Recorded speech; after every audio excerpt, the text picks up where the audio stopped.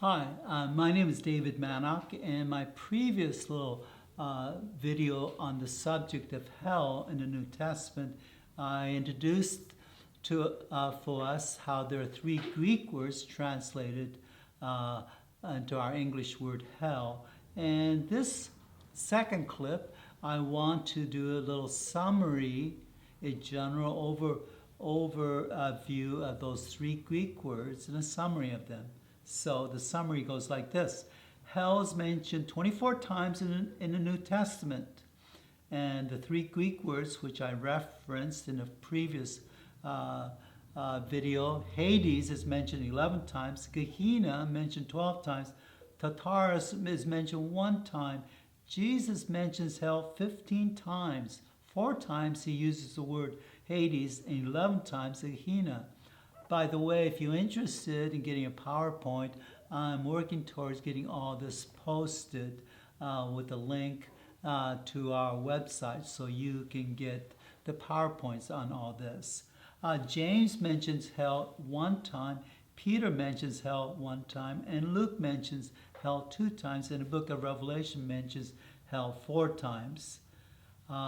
The three Greek words, Hades corresponds to, as I said previously, Old Testament Sheol, and again it's a temporary place of the dead with 2 separate places. Place of comfort called Abraham's bosom, which is rest in place of peace, and another place, a place of torment.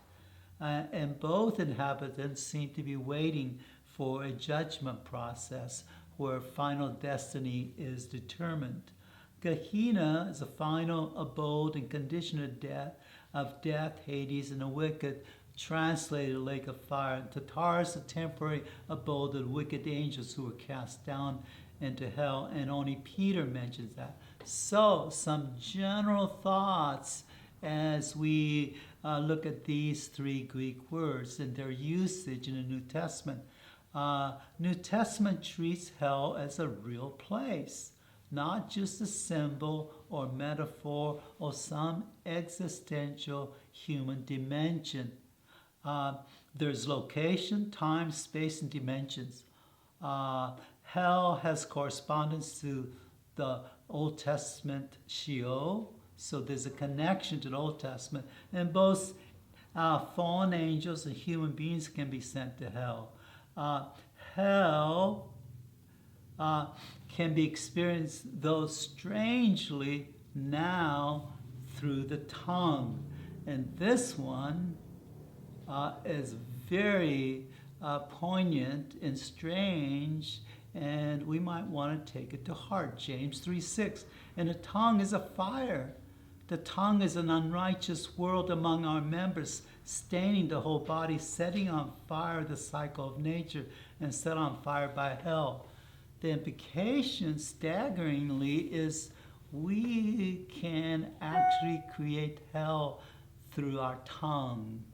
And since my PhD is in the area of marriage and family therapy, which is systemic psychology, we see that quite often.